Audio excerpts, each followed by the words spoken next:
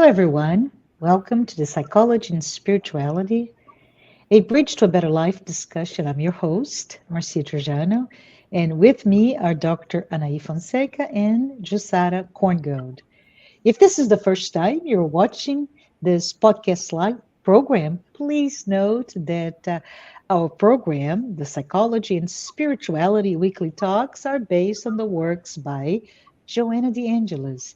It offers a safe space to confront, compare, correlate, and expand spiritual concepts from a psychological lens, bringing insights, actionable tips, and real world advice to help you and I lead a better life. Today, Dr. Anahy Fonseca and Jussara Korngold will discuss some aspects of conflicts. And as you know, conflicts happens when we have different views or belief systems, when we misunderstand each other, when we jump to wrong conclusions, or when whatever you call them, conflicts, issues, suspicions are not resolved peacefully. We'll talk about how we all are immersed in a sort of existential crisis and how, because of it, conflicts just percolate up. But before we start our conversation, I would like to recognize the sponsoring organization, AMI Brazil, TV Mansão do Caminho, the International Spiritist Council, and the United States Spiritist Federation. I'd love to hear from you. Please let us know. Send us your questions, your notes, your feedback, and I'd love to use them or utilize your ideas for the next time we meet. Until then, make sure you hit subscribe if you haven't already done so. So, I wanted to start here because Joanna de Angelis discusses that when we want to overcome any issues, right, especially when they come from external, right, external inward issues, and we're only able to do this by, and this is very interesting what she says, to eliminate this demon, this whatever is evil that is within. So it's an external source of conflict, but we need to do this by looking within. And what she means by that is that nothing, fear, anxiety, worries can reach us when our mental state is one of pure love. With love, we are able to shield ourselves from, for example, resentment taking over us. So today we're talking about conflicts and how do we feel? How can we control it? What do we do? And because of a interesting series of movies, it's in the Maleficent Disney franchise, 2014 initial, and then 5 years later, Maleficent, the Mistress of Evil in 2019. They tell a story, and it was initially based on the 1959 Sleeping Beauty, the animated Sleeping Beauty, and they bring a very interesting narrative that I find it quite appropriate to our conversation today. So, Anahy, can we perhaps talk about the idea, the concept of evil, and how is it expressed, for example, when we discuss inner conflicts? Okay, of course. Hello, everyone. So it's a pleasure to be here with you again and my friends, Marcia and Jussara, and this wonderful movie that it's really uh, very, very important today because Joanna de Angelis says that we are in a crisis. We are in a crisis, existential crisis.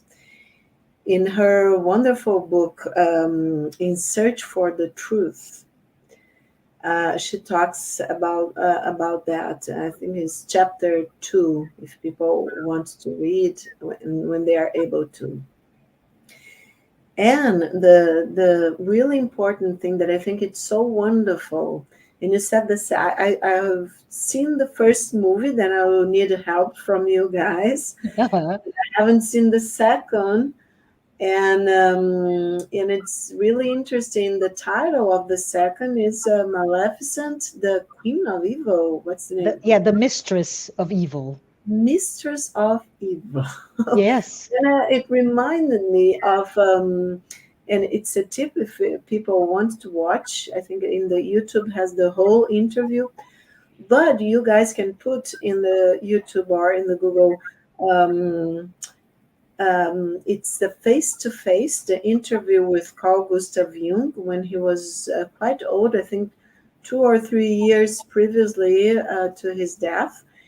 And Morgan Freeman, not the actor, the journalist from BBC, asks him, what's the origin of evil?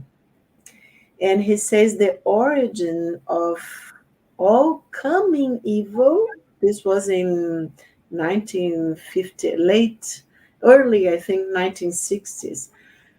He said the origin of all coming evil is man himself, that we are the origin of all evil, and that we know far too little about ourselves, that we have to learn more about ourselves.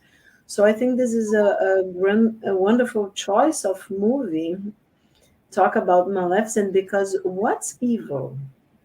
Because we know that all of us have light and darkness. If we want to compare, we can, do an analogy of good and evil with light and darkness, for instance, because the evil feelings, everything, jealousy, envy, hatred, all these types of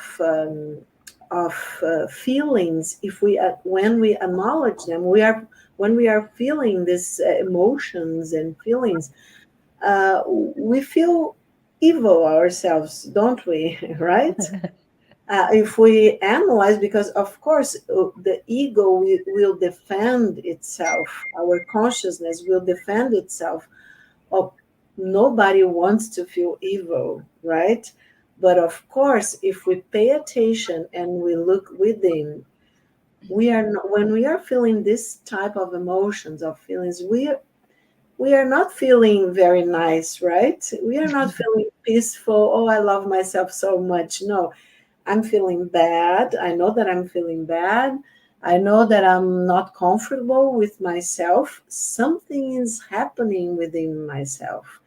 And of course, the ego automatically will defend itself against this kind of, sadness, this kind of realization that I'm not all light and good. Yeah. So the struggle between good and evil starts within ourselves, as Jung says, and as Joanna de Angelis says. Because in this book, In Search for the Truth, look what she says. She says the lack of identification between the ego, our consciousness, the center of our consciousness, and the self, our higher self, that Joanna says that is our spirit, produces a lack of discernment regarding existence and how to proceed, giving rise to the domination of the shadow in all behaviors. So I would say that ego is pretty much connected with the concept, Jung's concept of the shadow, because the ego feels like, evil. Anything that threatens my social mask, the way that I want people to look at myself, and actually the way that I feel it's okay for me to behave, to feel, then it's light. Then it's okay. Then the ego will not try to protect itself. But as soon as some feeling, some emotion comes that I know, where do I know? Why does Joanna say the lack of identification between the ego not a fusion, okay, people, but identification, the lack of this conversation, this opening of the ego to the knowledge of the self. Because our higher self, as Joanna says, being our spirit, our immortal spirit, has already have a lot of experiences and knows what it's right or wrong, and it's here to learn better, okay, and it's here to really this spiritual values and moral values to, to like to um, have some roots, deep roots in our souls, so then we know that, okay, now the light is shining bright within myself. But for that, I have to acknowledge what it's still a shadow in myself. I have to have this acceptance of my shadow, to embrace it, not in the sense to submit to it, but to work with it. It's like the shadow is like a child wanting for attention. Mhm. Look at me, work with me, tell me what I have to do. And then the ego says, no, I don't want to know anything about that. I'm not that. So I'm not accepting myself. So evil has much to do in psychological terms, okay, with shadow. But I want to hear Jussara, and I know, Marcia, you are going to ask, because you guys have seen the movie quite recently. Can you connect to what we have seen in the movie? Yeah, let me try before Jussara comes in, because um, I find it quite interesting, right, Jussara, that we we see in the movie that, and this is really very high level discussion of the movie, but Maleficent, she upon being not being invited actually to the beginning of the baptism or whatever the ceremony for the child Aurora, and she curses the child, right? And we keep thinking that the idea that she's really cursing herself, it's her projection, the hurt inner child that Aurora represents, right? But throughout the first movie especially, she comes into contact, because Aurora, in order to, the king and the queen, in order to protect the child, they hid the child, but Maleficent becomes the pseudo mother. She takes care of the child, and she sees herself in the child. And when she becomes an adolescent, all of a sudden, Maleficent understands that all that's going on, and changes her mind about the curse, right? So, from that perspective, I'd love to hear from you, Jussara, if you could perhaps talk a little bit about root cause of all suffering that we have in us, right? Can we talk perhaps those inner conflicts, and maybe even discuss from a spiritual perspective, what do you see in that narrative, in the plot of the story? Okay, so first of all, hello, Anahy. Hello, Marcia. Hello, everyone. It's so great to have be having this discussion today and being able to analyze through, let's call it, modern mythology, right? Yes. The symbolisms that we can extract from, a Disney movie, which is absolutely great. And I think that, I mean, for everyone that really can open their minds to it, you will find great things to think about, to reflect. And that's the reason why, in this process, in this journey of inner transformation, of psychology and spirituality based on the works of Joanna de Angelis, we have chosen to bring this topic today, And for starters, following what Anahy was talking about, it's like she emphasized that it's not about being, um, to try to deceive us, to live in hypocrisy. It's about, knowing that we have our weaknesses, right? Our flaws, and not giving ourselves up to it. I was remembering about one thing that Divaldo Franco once was telling in one of his talks, when he asked the benefactor Joanna de Angelis about what it would be the best way for us to remove an evil thought. And her answer was to substitute it with a good one. So we cannot just push it away. It's like Anahy was saying, I cannot just expect that my ego alone is going to solve the ego problem. Mm-hmm. I have to be mature. And so when we talk about, like you asked, Marcia, about the root of our evil, is exactly what we see in this movie. As soon as she was hurt, and she was really genuinely hurt, right? Mm-hmm.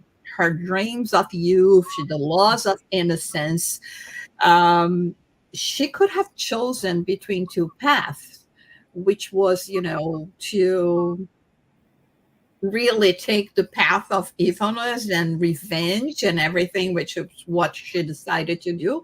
Or she could have surrendered just to the facts of life, overcome the situation, and just go on and living life.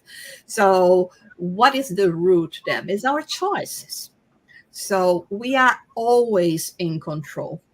And this is what sometimes really hurts when we have to hear it. Because Mm-hmm. then again, I cannot blame, in this case, I mean, she cannot blame, the prince, the king, that was the one that, because of his ambition, Mm-hmm. betrayed her. All the evil and the cage that she put herself, and actually he puts himself in the same condition later on.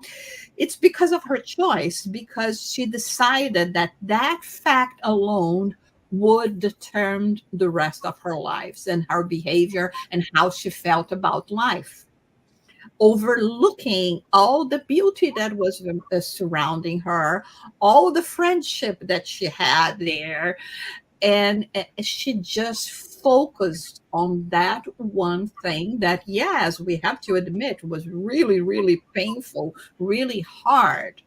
But I think it's a very good way of asking ourselves as well, a good opportunity for us to ask ourselves, what am I doing in relation to what is happening to me now? Yes. And how am I reacting in relation to all of that?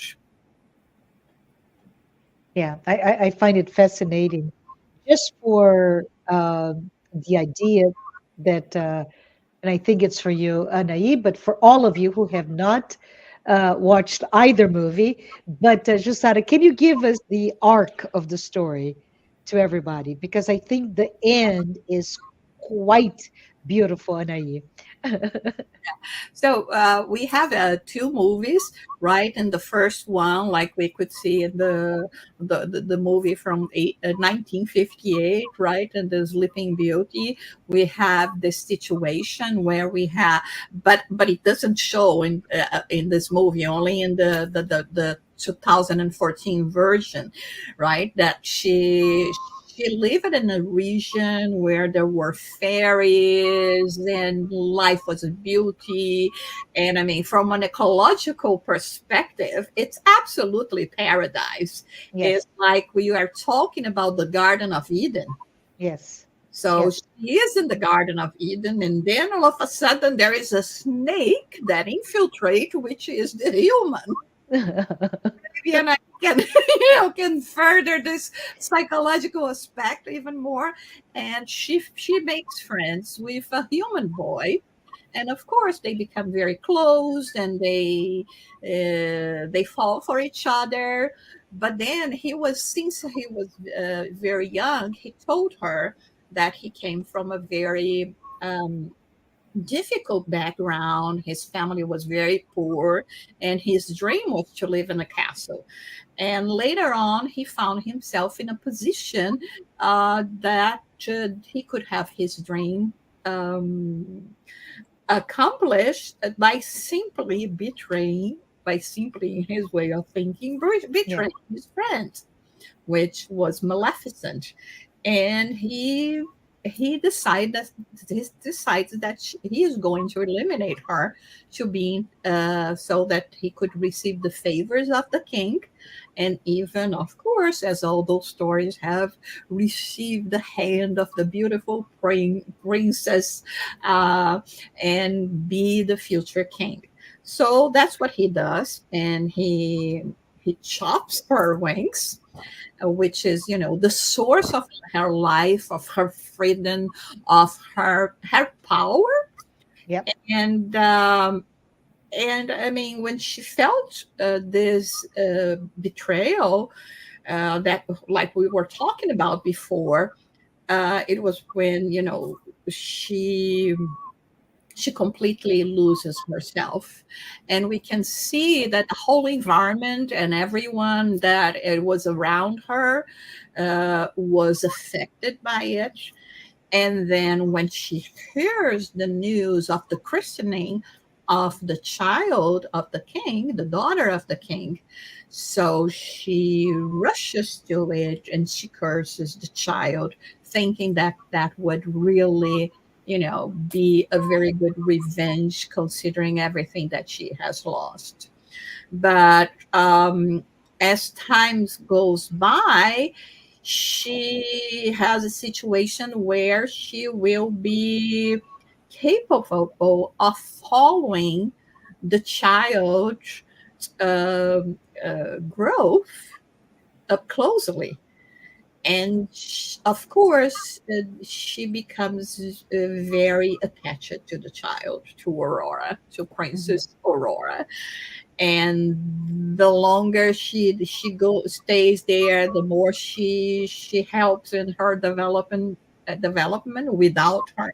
Maleficent realizes she becomes even more attached, to the point where she's almost 16 years old when the curse was going to take place, and she decides to remove the curse, but only to find out that a curse cannot be broken, not even by the one that has uttered the words. It's very much like, our thoughts, our words, once they spread out in the world, we Yes. cannot pick them back.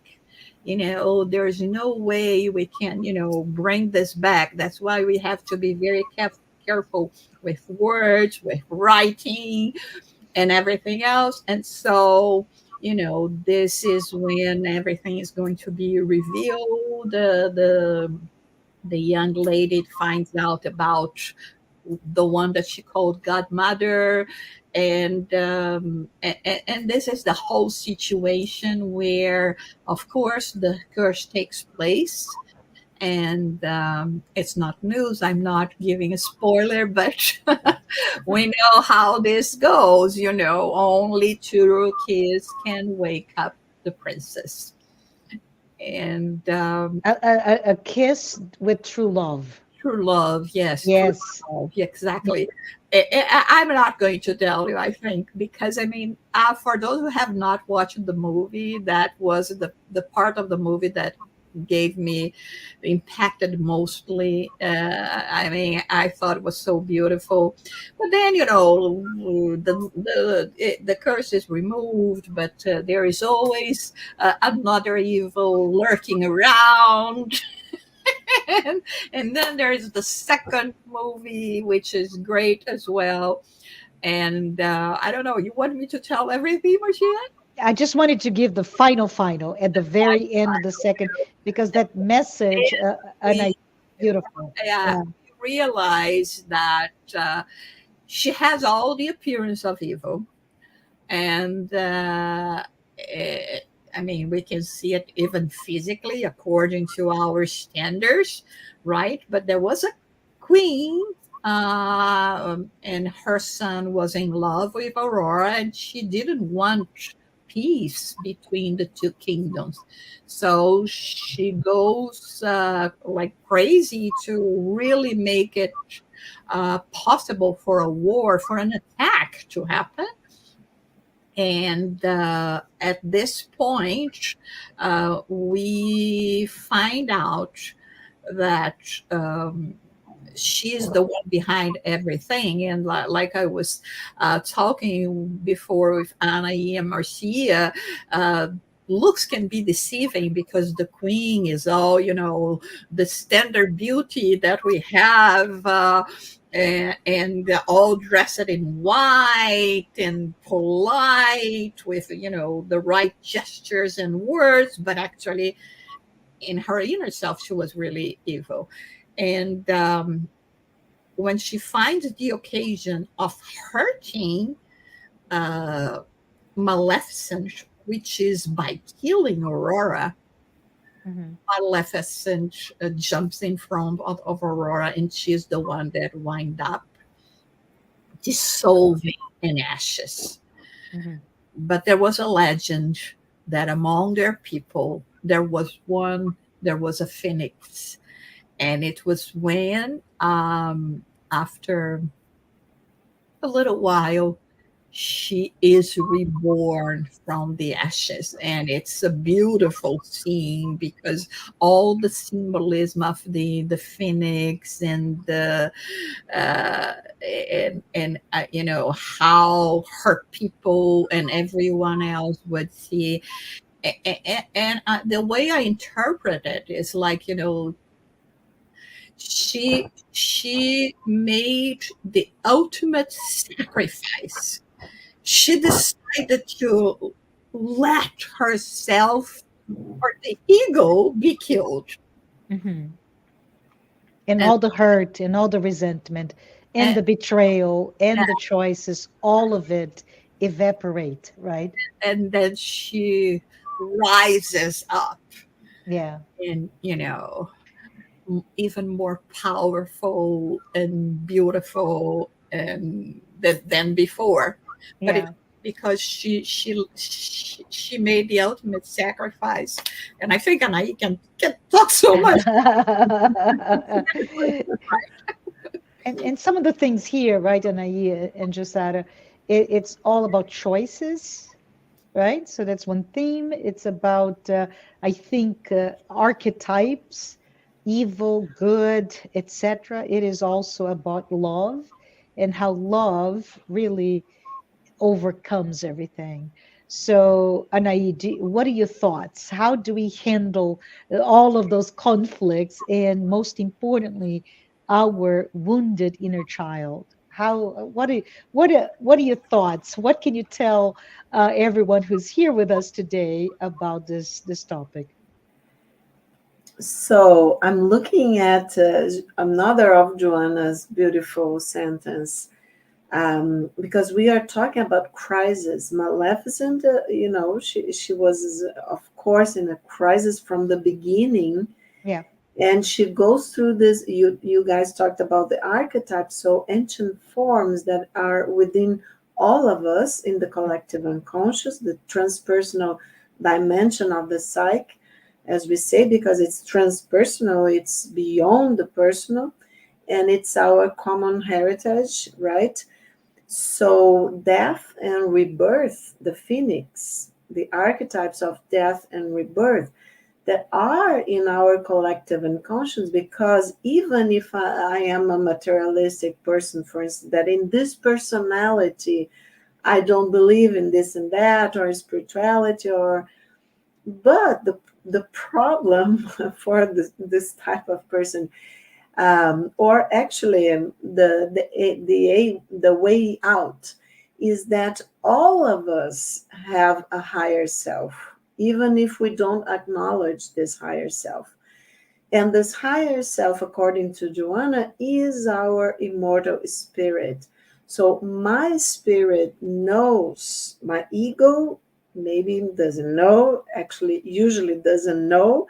It's all the process of individuation that we have talked about in other of our podcasts. But so this development, this reconnection, and this manifestation of our unity, our soul mission, let's say, that the spiritist knowledge brings so well, for our days. So the thing is that if I disconnect with my higher self, as we were talking, so I kind of get lost, and I live in the self, in the ego, and in the complex, as you said, Marcia, the inner child. For instance, we all have traumatic memories, as Freud has already, studied a lot and opened this door for us.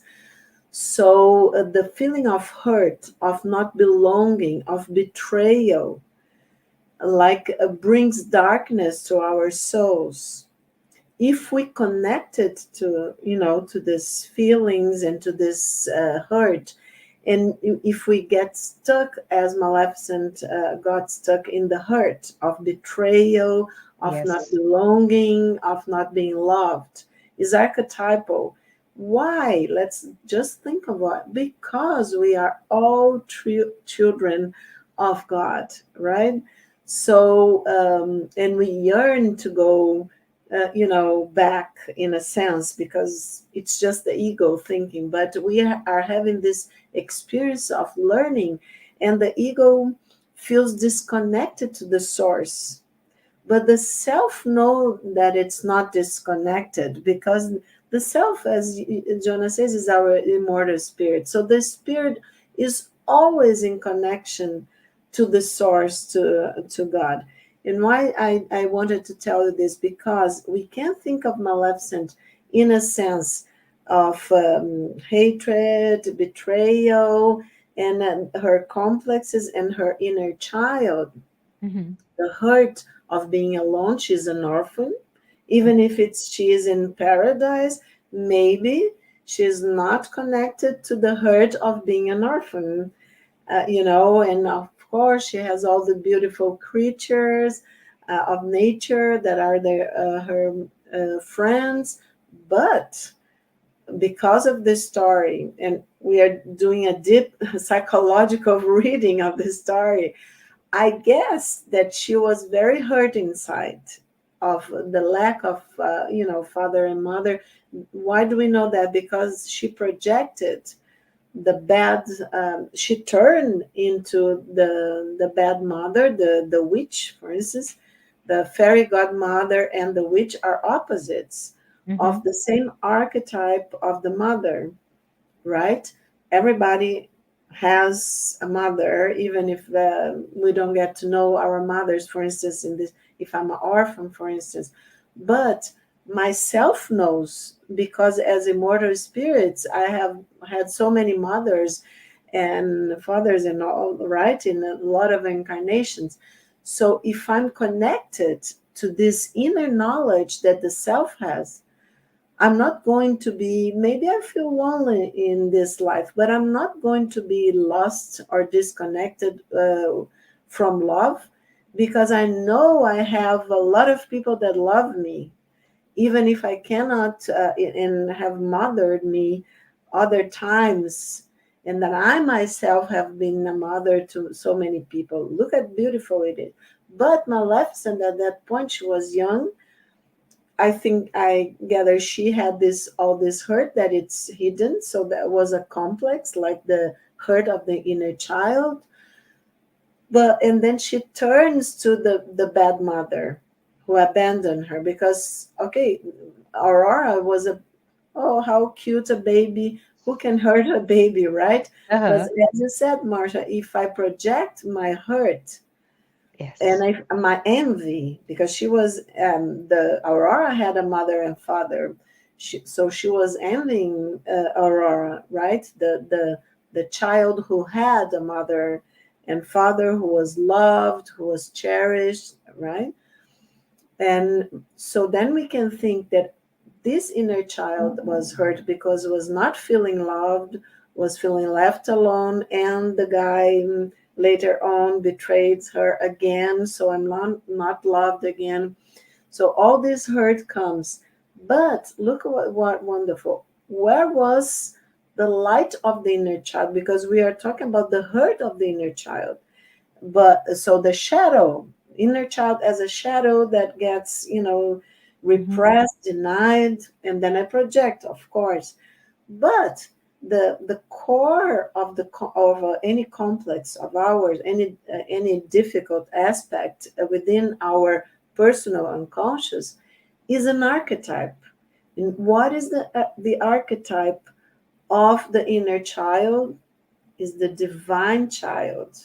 Mm. Who comes to your mind, my friends? Jesus, the baby Jesus, right? Yes. So the divine child is within all of us. The divine child connects us with all. Why does Jesus say, "Let the children come to me"? Right?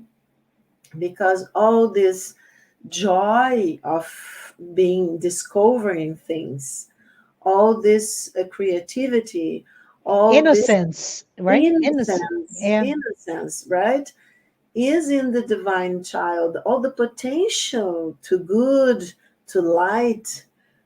Jesus comes to, to teach us the way to love, to light, to peace. So all of this we can find dormant, let's say, in the complex, in the core of the complex.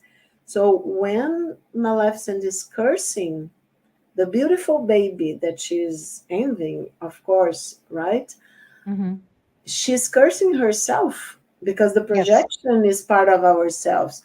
So then she becomes, because mother and baby are parts of this archetype.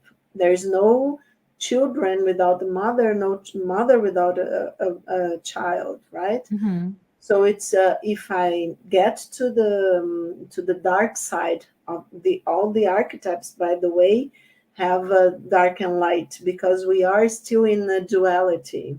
Okay, one day we are going to evolve to a non-dual, non-dual. We are ascending into a non-dual world, but now we are learning, so we have to, how do we know what's light? Because we know, we learn what's darkness. So all this process, we could say it's a process of growth of Maleficent, and everybody involved, because don't forget, we are all interconnected. So just as Jussara said, oh, the beautiful queen, the white, this and that, had an evil part that was in her shadow. What was in Maleficent's shadow? The light, because she had Interesting. been light. She had light. So Yeah. the shadow can also hold light aspects of ourselves that the ego at that point is not able to connect.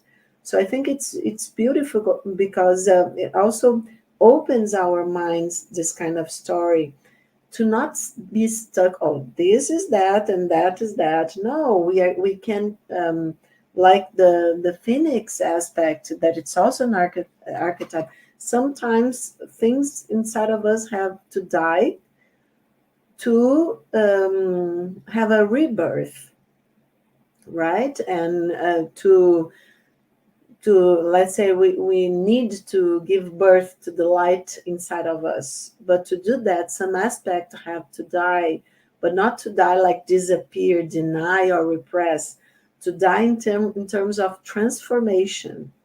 And Maleficent goes through this path of transformation. And just to stop here, but just with a beautiful sentence of Joanna de Angelis, that is exactly this point, that the crisis that we are living in, learning how to accept what it's our shadows, because to integrate, as Maleficent had to do, she sacrificed herself because of love, right? Towards Aurora.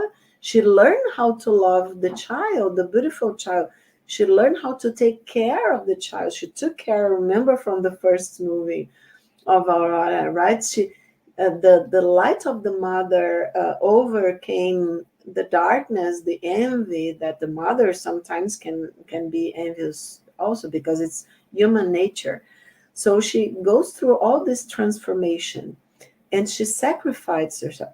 That's true love, as we say, Yeah. right? That's the light. So Joanna says this individual and collective experience, right, of going through this crisis, of looking towards what is still shadowing us, integrating, working on it, accepting, because we cannot work what we don't accept, is indispensable, she says, to the maturation and evolution of human beings who have moved away from themselves, seeking outside the joy that can only be found within each one. No one can provide us with the real happiness and well being, because these emotions are independent of external circumstances. Although many think otherwise, says Joanna de Angelis. And I think this beautiful story is telling us exactly that, right? Yeah, that's quite important for us. And I wanted to ask Jussara if you have any questions or any additional feedback to what we're talking here. But one thing that came to my mind was the fact that, as you mentioned, both of you, that something had to die in the figure of, in this narrative, the figure of Maleficent. And I love to all of us to remember that the term to sacrifice, right, to give up, is really to turn sacred, to turn divine, to turn godlike. So I think it's awesome when we think about, if we start a moment of reflection, what does it all tell us, the story, which is, let's look into all of us and let's see, is it me as the hurt inner child, or is it the divine child, as you mentioned, Anahy? Which one, and how can I sacrifice, therefore become sacred within me? Am I sacrifice the hurt? Am I sacrifice my desire for revenge to counter attack? Or what is it? So I think it's a good food for thought for all of us. Jussara, what are your thoughts? I just think that what I mentioned, this citation from Joanna de Angelis, it's so important, because we keep on expecting the world to solve our problems, everyone else, the situations, but it's everything is up to us. It's us. It's this search for inner balance.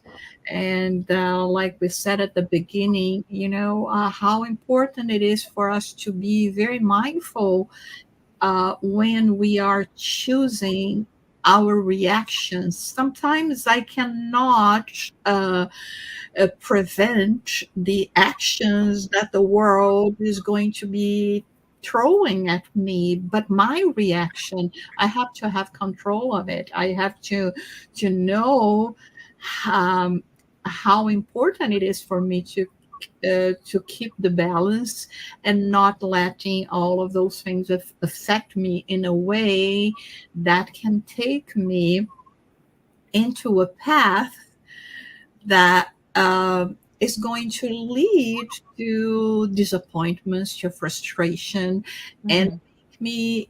make it even harder for me to go and dig out this light that inhabit that dwells within.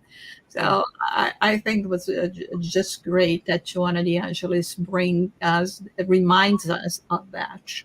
It's up to us, And at the same way that I bring happiness to myself, the happiness that we have irradiates and can make a difference, and can be that spark that is going to inspire others to track in the same way.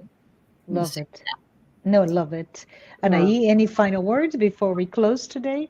Yes, I just wanted to say I totally agree with Jussara and you guys that we have the power to choose. We are the captains of our own ships, right?